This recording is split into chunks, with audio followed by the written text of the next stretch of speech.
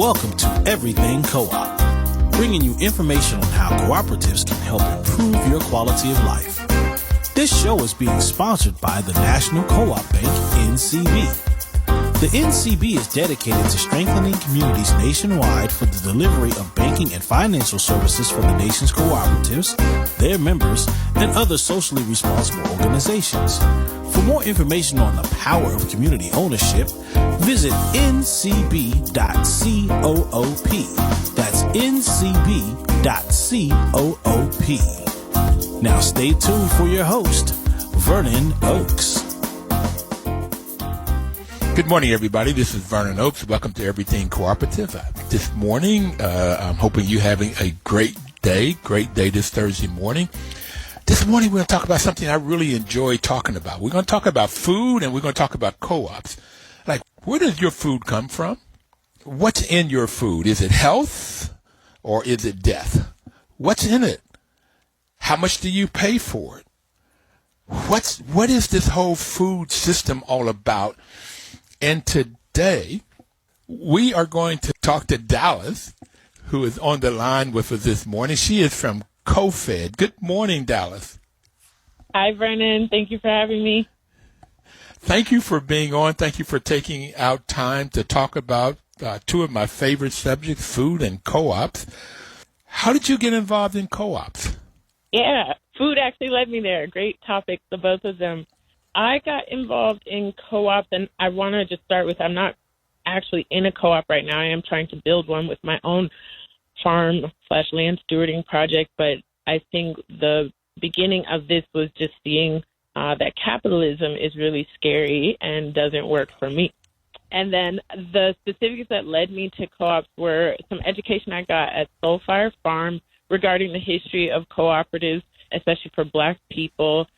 Definitely Jessica Gordon-Emhard's work and Monica White's work, both of their books helped just illuminate so much beautiful history of power and autonomy in African-American foodways that got me excited.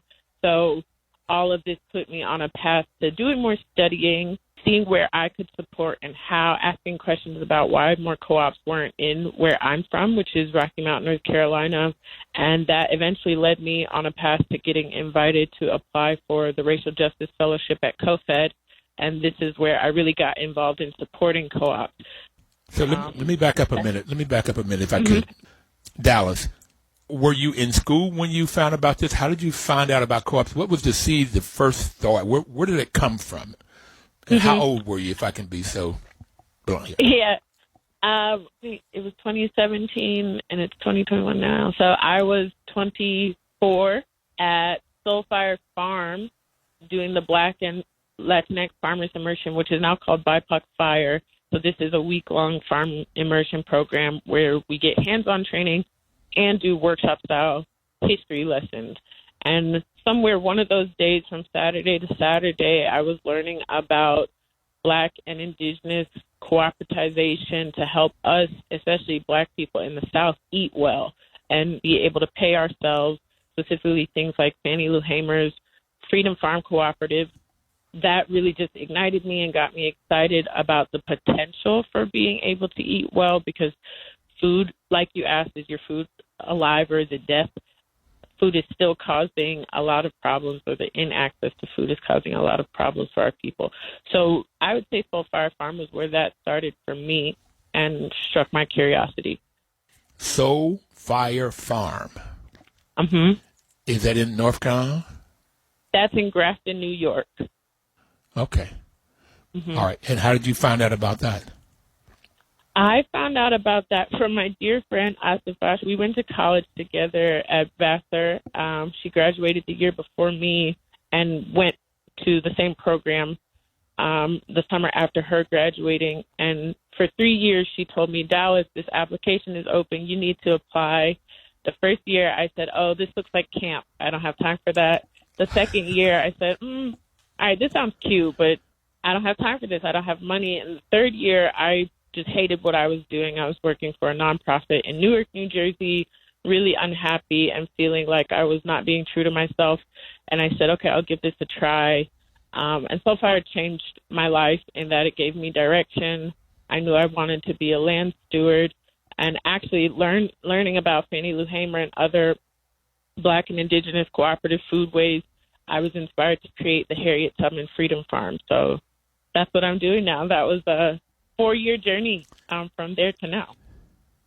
Fantastic. So a friend of yours invited you to go to this camp, this Soul Fire Farm in New York, upstate New York.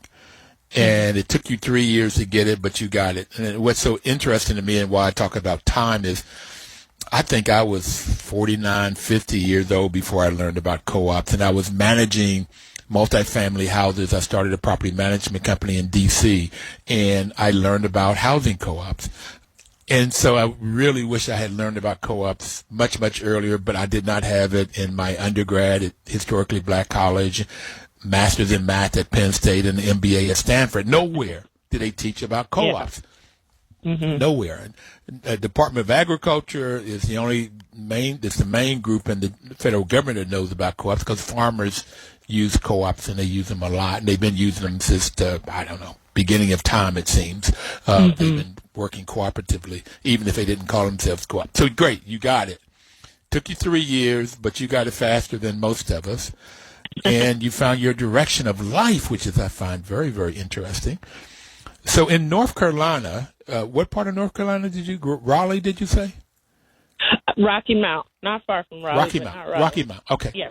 So in growing up, did you ever do any farming? Did you ever grow any flowers or your tomatoes or anything? Actually, this was in my Soul Fire application for that program I just talked about. The first thing I remember growing from seed was a carrot. A farmer came to our first grade, or it's probably first grade class, and talked to us about plants. We all got carrot seeds, and I was so excited. I came home, got a play bucket, dug up some dirt from the ditch next to our house, and put it in my bucket and put the carrot seed in there. And it started to sprout, and then I came home maybe a week later, and the bucket was empty. I don't know where my carrot seed was gone. Well, my seedling was gone, too. It was traumatic. I'm sure. I was very sad.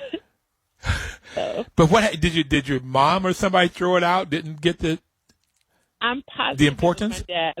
I still don't know. It's a mystery to this day. And honestly, he'll never tell when he found out how hurt you were. He'll never tell. Exactly. But actually, my mother was a very avid flower grower and always planted bulbs in the fall and spring. And I was amazed that, I'd see her out there digging in the dirt with her gloves and her shovel, and then flowers. It seemed, like a kid, time just collapses. Magic. It seemed like a few weeks, all these beautiful colors, and that just used to blow my mind every year. So it's in the family for sure. We've got tons of houseplants and that flower skill, which has always been intimidating to me, but I got over that last year. But didn't grow up farming or close to any growers really as a kid, but we were always outside. Yes, but your mom, you were close to a grower, and it's interesting that she didn't have your hands in the dirt, particularly with the trauma that you experienced. You had created something, you had developed something, you had nurtured it, and it had started to grow. And then all of a sudden it's not there. And now you're devastated. Did it bring tears? It hurt. I think I did start crying because I was like, where's my carrot? What's going on here? Because I checked on that thing every day. I was so excited. I wanted to know what it tasted like. I realize now I should not eat that carrot from the ditch soil, but all the same, it would have been a beautiful process. Okay, so your mom is the grower in your family. The farmer came by and introduced you in the first grade to this thing called farming, and you planted a carrot seed. Okay, in your play bucket. Play bucket. Yep. And dirt from the ditch next door.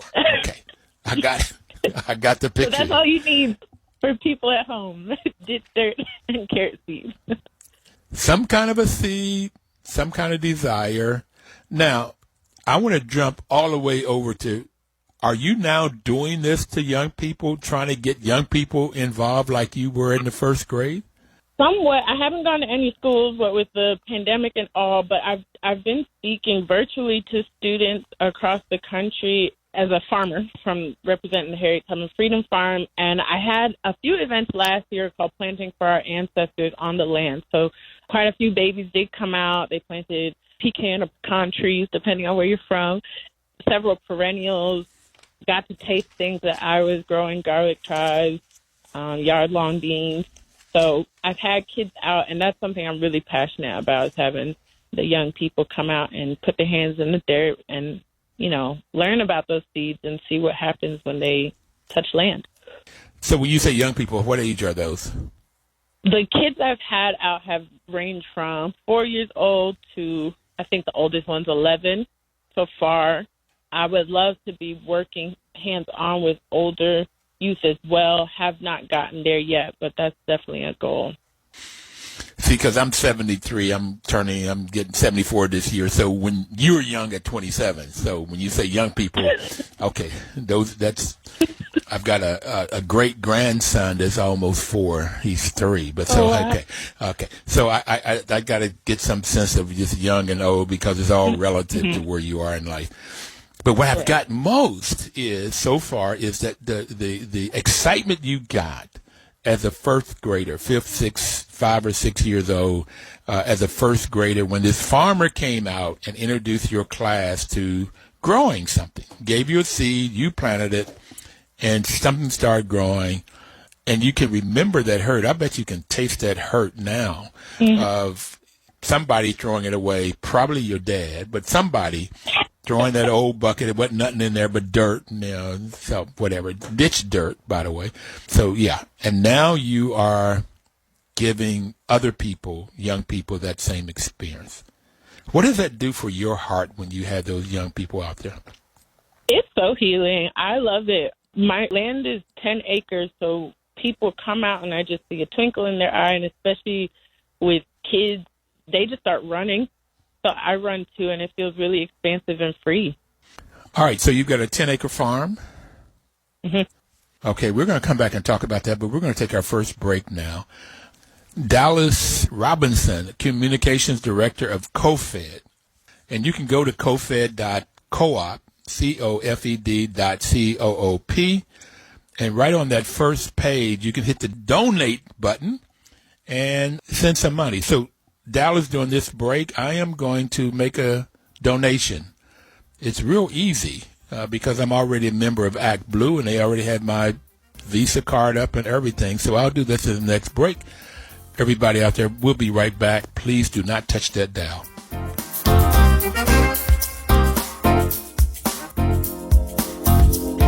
Welcome back, everybody. This is Vernon Oakes, and the program is Everything Cooperative. We have Dallas Robinson, the Communications Director of CoFED, on the line with us. During the break, I went to their webpage, it's COFED.coop, and right on the first page, you can hit the donate button. You see CoFED, then you see About, Tools, Store, and then Donate. I hit that Donate button. It took me right into an Act Blue, and you should have now somewhere in your world that I donated $200 this morning to you guys. I really like what you're doing. I get excited about your excitement of working with these young people to putting their hands in the dirt. And so now we're going to talk more about what you do, what is CoFED all about. But just very quickly, I remember there were 2 brothers. My dad would take my 2 brothers, 3 of us out to what was about an acre. My neighbor had, and we were in Bluefield, West Virginia, so it was on a hill. And we had Mr. Hayden, who had a horse, and he would turn over the soil, and he would break up the sod, and then he would, with the horse, make the rolls. And then we would come back and put that seeds in that you were talking about, planting that carrot seed. And we planted corn and tomatoes and pole beans. We had some others. I always wanted to grow watermelon or cantaloupe. We didn't do that in West Virginia. But the best part of it, I hated the weeding. I hated that. But the best part of it was eating the food from. So it was harvesting, which was not like second best. But best part of it was eating that food, and there was a tremendous difference in that taste. Tremendous difference.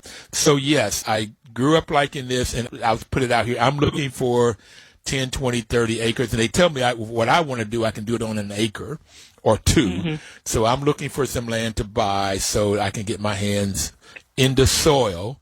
I don't even want to call it dirt anymore, let alone a ditch next door. Get in the soil and grow something to get that same excitement you got at 5 or 6 years old in the first grade to watch this carrot grow. And then also how to help other young folk, young and young at heart people, get that same experience. So let's talk about what you guys do at CoFED. What do you do? Absolutely. We do a lot at CoFED. I think our biggest and most exciting thing is just cheerleading and validating young Black, Indigenous, and people of color cooperators. So at CoFED, we are on a mission to partner with cooperators of color and especially LGBTQIA plus cooperators building their businesses. Co-ops are businesses. So that goes through different education we offer, some one-on-one relationship development things, and honestly, a lot of listening to people and seeing what they're going through and seeing how we can weave connections to the experts that we also know and love. The three of us co-directors, myself, Tia, and Suparna, are really passionate about seeing our people win and our people do well. And we understand a lot of the harsh realities that people are working through. So we offer several programs. We're adapting new ones constantly. We had a really successful year last year generating funds and are looking to expand the ways we can do cooperative education that's rooted in love. Cooperative education rooted in love.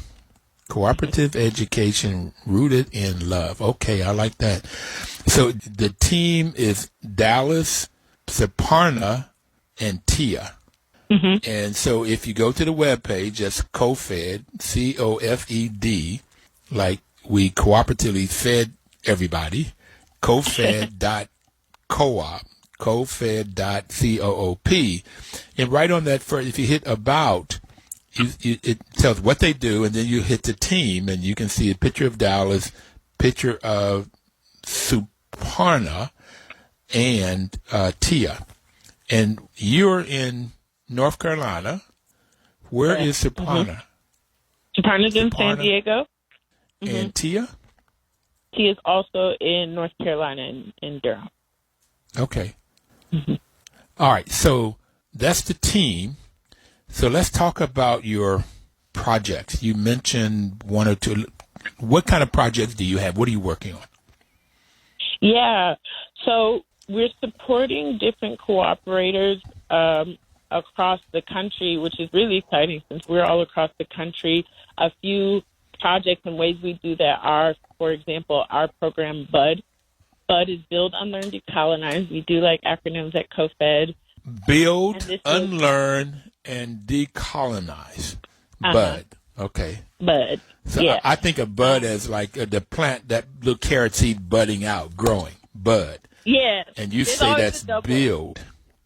Okay. There's always a double entendre. That's also the imagery we want to get. The BUD program is specifically a cooperative education intensive 5 weeks that we transformed from our 1 week summer co-op academy, which was an in-person summer learning experience for different cooperative teams. So same sort of application process, but this time we were able to go bigger because we were virtual due to the pandemic, and we were actually able to break daily themes into weekly themes. So helping cooperative teams learn about how their cooperative can bud or build, unlearn, decolonize through legal, financial, storytelling, and narrative building support throughout those weeks. So it was really fun, a great way to meet cooperators from all over the country. We went from California to the Midwest to Northeast and Southern U.S. So you're all over the U.S. building, getting people to unlearn what they've learned and then decolonize. And that colonization to me is what the British have all done all across the world, particularly when they colonized the U.S. and brought in blacks and indigenous people. They tried to enslave all of us, blacks, brown, indigenous, and if not enslave us, keep us poor. So we're always dependent on them, and they can have cheap labor, and we have to buy whatever they produce, whether it's good for us or not. That's exactly. Getting us out of that. Love it. Glad I donated $200 to y'all. I try to do a little bit more than your normal. You said normal is $25. Everybody out there, please go to cofed.coop, hit the donate button. Learn about the group and hit that donate button. And it's great if you give $10, $15, $20, $25 every month. It'd be wonderful to help these young people out. Okay. Yes. So that was BUD. Build, Unlearn, Decolonize, and it's a 5-week virtual program now. When will you be sending out applications, or when can people go on your line to get an application? Yeah, that's a wonderful question. We were thinking about starting, but again, doing our next session this year, but we actually have some really exciting things going on internally.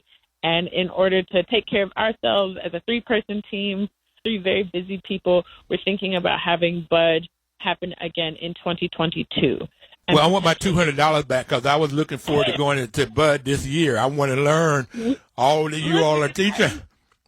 We're going to plug you in another way, Vernon. It's going to be amazing. Okay. But for that reason, you did a good investment. Don't worry. All right. Well, tell me other ways you can plug me in. Yeah, actually, mycelium, which we're also going to talk about. So this mycelium is something I'm running that I'm really excited about and able to nerd out about. Mycelium is spelled MyCeliYum, as in yummy.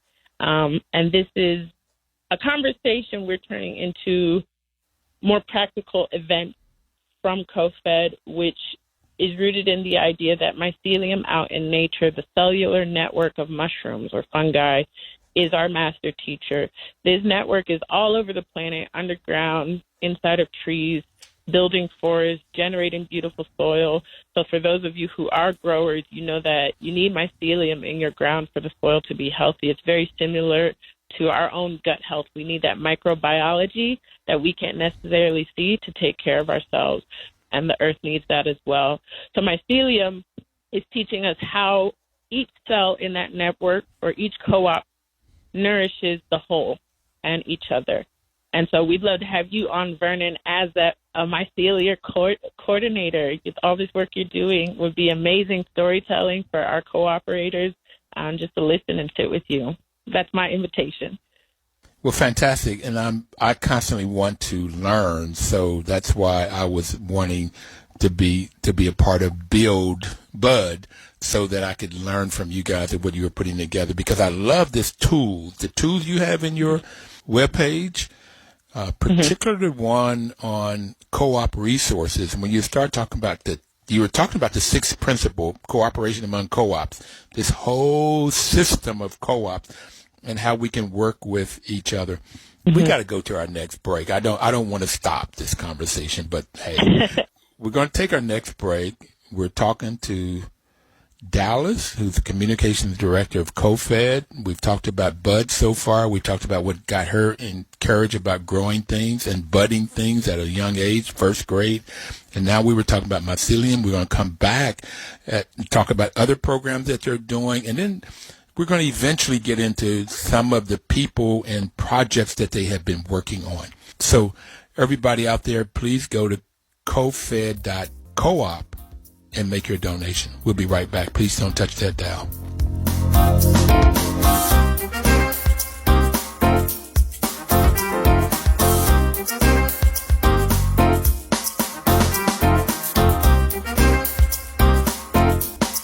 Welcome back, everybody. This is Vernon Oakes, and the program is Everything Cooperative. We've been on air for 7.5 years now, and throughout that time, National Cooperative Bank has been supporting us both financially and in the cooperative spirit, giving us a lot of information about this whole co-op ecosystem that Dallas and I are going to talk a little bit more about here. But NCB's mission is to support and be an advocate for America's cooperatives and their members. especially in low-income communities, by providing innovative financial and related services.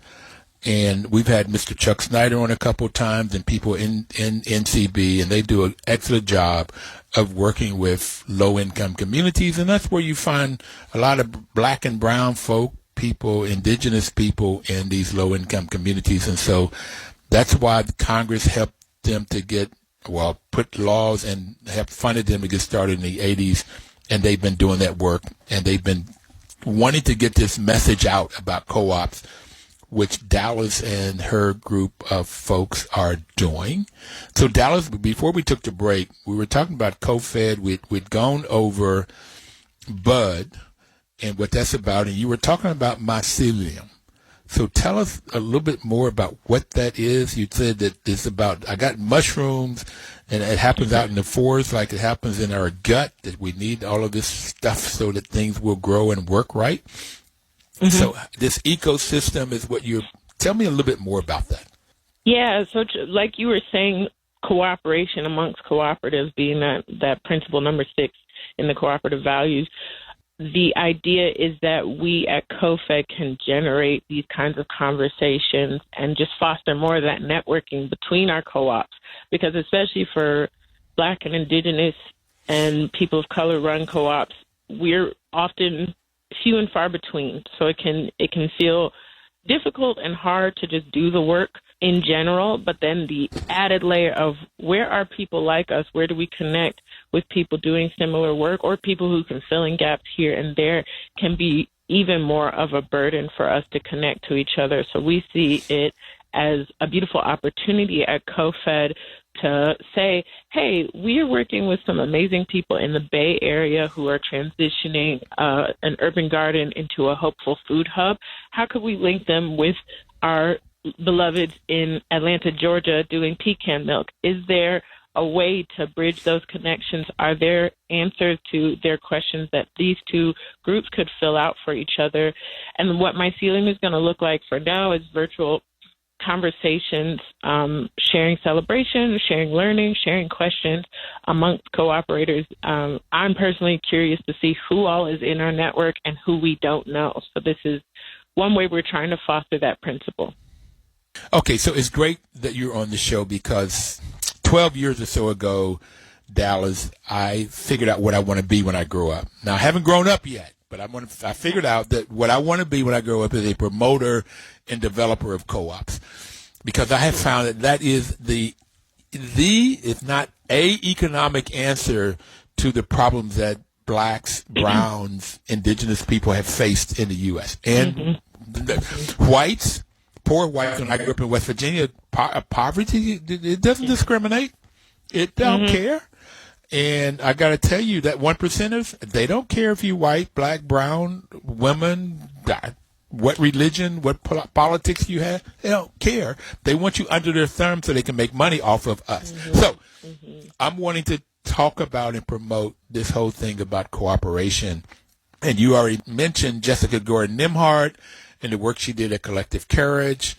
And people can go to our webpage, www.everything.coop, and you can hear her, and you'll hear Dallas in a week or two. She'll be up on what this program is all about. So my life mission now, what I want to be when I grow up, is to do this number 6, principles of mine, hook each other up. And Jessica found out that every civil rights leader you can think of has been into co-ops, or they've been affected by cooperation. Everyone. And she even said in her book, Collective Courage, I really encourage you to go get that. Those out there that are listening, read that book, because you'll find out that the Underground Railroad, and she named it, the first I heard, was nothing but a co-op. People putting their resources together, have a community problem. That community problem was slavery. And folks, white folks, put their resources together and help to solve that problem, getting people to freedom. Okay. So that's why I donated to you guys. You're doing what my mission is. That's what you're doing. And if you go on their webpage and look under twos, you'll see BUD. But I see something called Racial Justice Fellowship. What is that? And you already mentioned it, because that's how you got involved in this. Right. So what is this Racial Justice Fellowship, and how does that work? Yeah, so that's our education, training, and information piece. Going back to the cooperative principles, the Racial Justice Fellowship is a 6-month-long program where it's an applied to program young, hopeful cooperators, or maybe people are already cooperating, are looking to do a project related to land and food justice. Again, with the emphasis on Black and Indigenous people of color. And we are really excited. This last year, we were able to go up from 2 fellows, which is what we've had for the past few years, to 3. And these projects are self-determined. So it's fellowship process where the fellows come in with an idea, work on it for 6 months, and obviously beyond that 6 months is not a lot of time at all. But our goal at CoFED is to really foster and develop a sense of leadership and autonomy inside of this land and food project, and help people develop their racial, gender, ability, justice understanding. So it's a shared learning process for the both of us in terms of myself and the fellows that we worked with. Some examples this year, we had Yadi from Chicago building a grow kit, which was a box from recycled pallets that they're turning into an indoor grow space for low-light apartments, specifically answering a community issue of people who live in Chicago in the urban setting with not much outdoor light and hardly any access to land. So how do we bring land indoors so people can grow something, whether it be herbs, lettuces, kales, and be able to eat? And like you were saying, planting those corn seeds back in West Virginia, that flavor is totally different when it's grown from your own hand. Yadi wanted people to eat well and developed a beautiful prototype over the 6 months while learning about racial issues involving urban planning and things like that throughout the fellowship. Okay, so that is your program. Listen, you have mentioned principles. You've mentioned principle 5. There are 7 co-op principles. You've mentioned 6 and 5 and 6. So just very quickly, the first one is volunteer and open membership for a co-op. So if somebody has their name co-op, they ought to be open to anybody. Second is democratic member control, 1 member, 1 vote. Third is member economic participation. More often than not, you put something in, and when there's a profit, you get something out. Autonomy and independence, you own it and you control it. You must have that. Number 5 is education, training, and information, and this is what your program is doing. Your Racial Justice Fellowship is getting this 6-month training to people. That's number 5. Number 6 is cooperation among co-ops. We've already talked about that. And number 7 is concern for community. And that's in the DNA of co-ops is concern for community. And that's the 7 co-op principles, and that's what you're all about. Okay, so that's your Racial Justice Initiative. And you were one of the 2 fellows 4 years ago? It was 2019. Okay, a couple years ago, and now you did 3 last year. What was the difference to go from 2 to 3? And I assume that's amount of money. What is the difference? Yeah. How do you get from 2 to 3? So our budget wasn't used to travel this year. We had the fellows come in person in 2019. For example, myself and Chris Mincy, the other Racial Justice Fellow, were able to come join the Summer Co-op Academy group, which was the cooperative teams, be a part of that session. We also went to things like the New Economy Coalition member meeting. So because there was no in-person stuff last year, we had a bigger budget to push towards something else, and we chose to have a 3rd fellow. It was really interesting to see 3 different fellows literally from across the country. Our fellows were in California, Chicago, and New York. And so just the different community problems they were looking to solve. We had our Brianna in California working on a farmer's market at a preschool. Chicago, Yadi was doing that grow kit, and that project turned into I want to start a farm on some land my family has. And then Maya doing this amazing Black and Indigenous food-waste curriculum in New York City called Deep Roots, ROUTS, TES. Excuse me. So I love it. Really, really excited about what you're doing. On your webpage, after racial justice, in your toolkit, you have training and consultation. So what do you guys do for training and consultation, consulting people? What is that about? Yeah, that's Suparna's wheelhouse, most definitely, but I'm also starting to start some of these myself, and these look like a lot of conversations. In the past, we did have some more formal sessions, so ranging from working with groups directly or presenting at conferences.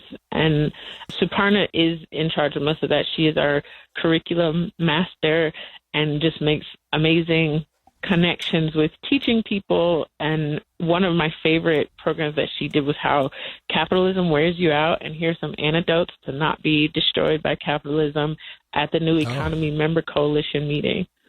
Oh, that sounds wonderful. Again, that sounds like something I want to know about.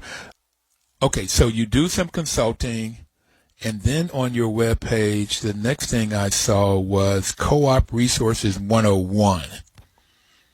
And that I've already said I like that a lot. A lot of the resources of like the U.S. Federation of Worker Co-ops, Center for Family Life, Green Worker Co-op. So how do you work with these groups? There's a lot of groups you have on here, a lot of different resources.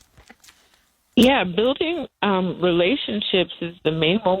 Especially this past year, I've been with CoFED since last May. So a lot of these relationships I have not personally fostered and built, but Suparna and Tia have been around longer and just have been reaching out to people. These are two really well-connected human beings that are interested in, what are the things that we don't know how to do and can't do, and who does know how to do it, and how do we bring them on? A lot of the people we partner with, we ask to come and co-facilitate at BUD. So, for example, I said we offer legal and financial training. We were able to partner with some people from a bookkeeping cooperative to teach financial literacy in BUD. So these are examples of how we partner with people in the new economy space. Okay, so an idea. Impact Conference, NCBA CLUSA is having their Impact Conference, Cooperative Impact, how co-ops impact the U.S. economy, the people in the U.S. It doesn't talk a lot about how capitalism hurt us, but that would be interesting. So have you thought about you guys having a panel there, a discussion there about the work that you do? I'm not sure. We haven't talked about that as a team as far as I know. I know that Suparna is presenting at some other conferences coming up, and we may have in the past. This is not my wheelhouse again, but I would love to see us in more circuits if that feels good for us. We really like focusing on our co-ops in our network as well. So I think these conversations are important, and I know we're capable of having them. Okay. I would like to see you there if you're not there. Their timing for putting in proposals for a panel or time is come and gone. And they have been dealing with racial justice. So they have a young folk group, and they've helped to give scholarships to people like you to come when it was in live, but now it's virtual. They still have this young people group that all three of you all would probably fit in a age-wise. But there's a lot of room there, and Doug O'Brien and the folks at the NCBA are very, very helpful and good. So we're going to take our final break, and I want to come back and talk about CoFund and some more examples of what you guys have been doing. We'll be right back. Please don't touch that dial.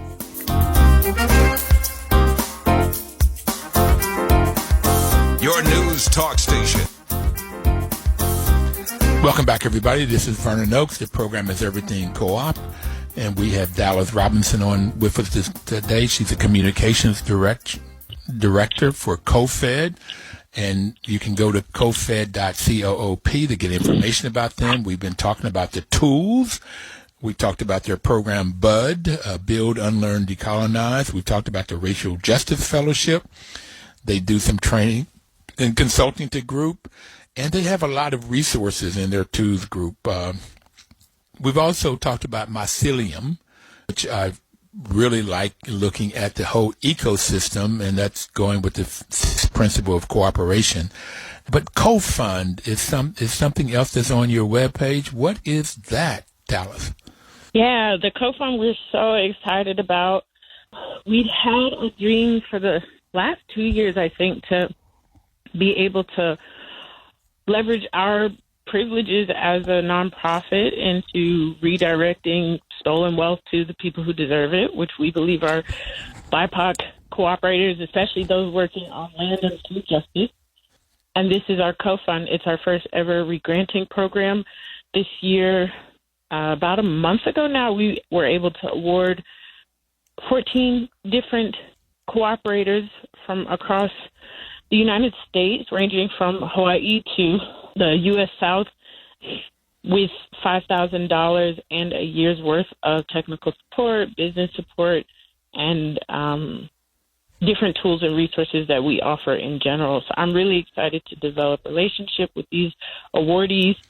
We want to keep expanding the rounds of the co-fund and hope to increase the dollar amount as well. We know $5,000 helps, but it's not all that everyone is owed. So that's another reason we're grateful for your donation. We're talking about it right now in our inboxes, and we hope that people will invest in their co-ops in this way as well. So let me get this straight. Now, you said, now, there's that 14 different projects. There are 14 different people that have something that they want to do with cooperation and this whole food ecosystem. Okay, from planting it to eating it, this whole system, distributing the food that is planted, how you get your soil together, how do you get the right seed, all of this, water, fertilizer, everything that it takes to grow it, harvest it, cook it, this whole system. Okay. Did you give each one of them $5,000, or the total amount was $5,000? Each one $5,000. Wow. So, yeah. Again, my arithmetic, that's $70,000. Mm-hmm.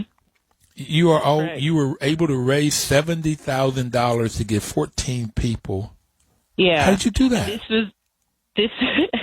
This was a beautiful combination of grassroots funding and grants we applied to. So I want to kudos to Suparna. She's an amazing grant writer and is always busting her tail. I feel like every time we talk, she's like, yeah, I'm applying 5 grants right now, just casually dropping that information. 5 grand, okay.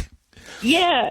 So that happened, and also acknowledging the reaction of last year. A lot of people started turning their attention to supporting Black, Indigenous, POC organizations. So that's a lot of where our funding came from. And then there are people who have been around and supporting us that wanted to give to CoFED last year as well. So that big push and increase in dollars really helped us to get this off the ground. And it's something we've been thinking about since before summer of 2020.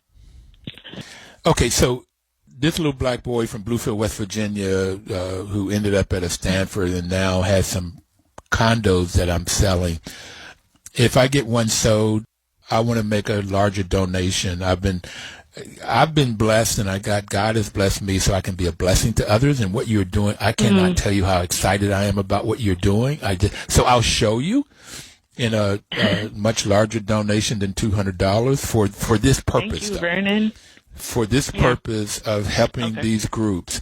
So now, tell me and the audience out there that you said there were 14 of them. Give me an example of a couple of these from Hawaii to. Who are they? What's some examples? What are they doing, and what did you fund? Definitely.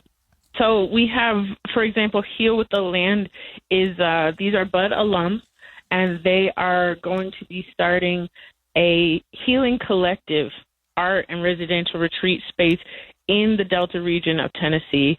Being from the South, I'm super excited about this. Like, I dream of my land being a healing space, and so to know that other people are looking to go, especially into a region that's been so attacked, but has so much fertile, beautiful healing energy. We wanted to invest in Heal with the Land, really a fan of them and love them. We have Kahale Mahiku, which is going to be using their money to purchase machinery and a truck. They're based in Hawaii and a family-run farm. And this is one of the only indigenous family-run cooperative farms on the island, so very excited to support this. And then, what's another group I'm really excited about? Just a shout-out North Carolina, the Earthseed Land Cooperative, which is where we had our Earthseed. Earthseed Land. Okay. Mm-hmm. Cooperative. This is Black and Brown run family-owned and operated land co-op. So they have both a farm and all this beautiful acreage that they live on. They offer all types of fun healing events and retreat space. I know they have capoeira happening at the land, and they grow food for the community and work with elders to save sweet potatoes that have been bred for 50 years. Just really beautiful things happening here. And this is in Durham. And it's a beautiful intergenerational project as well. So they are looking to fortify how to do co-op structures in terms of housing and offer that education for people. So those are a few examples of the co-ops we've been able to support and have relationship with. And one more thing about Earthseed, that's where we had our Summer Co-op Academy back in 2019. So these are some people we have new connections with, some people we've had longer standing connections with, and it's just really beautiful to be able to keep nourishing each other. Wow. So we are living in, I call it 6 pandemics right now. COVID-19, racism, which we've talked a little bit about. We have a poor economy based on, I say, racism and COVID. We have climate change and all of the fires and things that are happening in storms. Could be drought in this farming. We have guns, folks killing each other. That's 5. And then we have stupidity. To me, stupidity is worse. And you're trying to get more people to understand life and life lived in a better way through this ecosystem. How do you see what you're doing that's going to help us on the other side, at least the COVID pandemic? Yeah, I think the long-standing, like I said, rooted in love education, I think that's what lasts. I was talking to some cooperators just 2 weeks ago, and the woman I was speaking to was telling me that she just realized in our conversation that she wanted to feel validated in her experience, and that was what was really energizing her to continue doing this work. I think what's going to help us beyond all of this, you mentioned the stupidity, is prioritizing our self-actualization before, all this other stuff we're told to get our ducks in a row about. But I see cooperation as an opportunity to say, oh, this is my community, this is my place in the community, and here's how I can keep expanding. And I think what we do at CoFED is say, you as an individual are so important to the collective and so valuable to the collective that we're not going to leave you behind. We're going to move at a pace that lets you feel nourished and allows us to be nourished and reciprocate nourishment. And that is such it's antithetical to capitalism, but it's also not only relevant because of capitalism. I hope that makes sense. I think our work is so much bigger than the oppressors. So I'm hearing you say the self-actualization, and what it made me think of was Dame Pauline Green, who was the president of our International Cooperative Alliance, said that co-ops help people come out of poverty with dignity. And you've talked about that dignity portion, whether it's out of poverty or you could be wealthy with land and other things. But that self-actualization, that validation part that lady was talking to you about of self-worth is what you can get out. And that's what I'm hearing you say, that you all are helping people to get, and you're helping people to get this sort of, here's the worth of being a human being, black and or brown, and the capitalists have tried to take that worth away. Last minute, what do you want to leave people with? Cooperation is our culture, and our culture is nourishing. Cooperation is our culture? Culture. And our culture is nourishing. Yes. All right, everybody, you've got it. You've got it from Dallas Robinson, Communications Director of CoFED. I'd want to leave you with go to cofed.coop, hit the donate button. Well, you learn about them. See how there may be some other ways you want to get in, that you want to grow. You want to find out how you can get this little box and put it into your apartment and grow something. Or you may want to buy some land like I'm looking to do, and I get Dallas and her folks to help me to figure out how to grow things. Thank you very much, Dallas, for being with us. Everybody out there, please have a wonderful week and live cooperatively.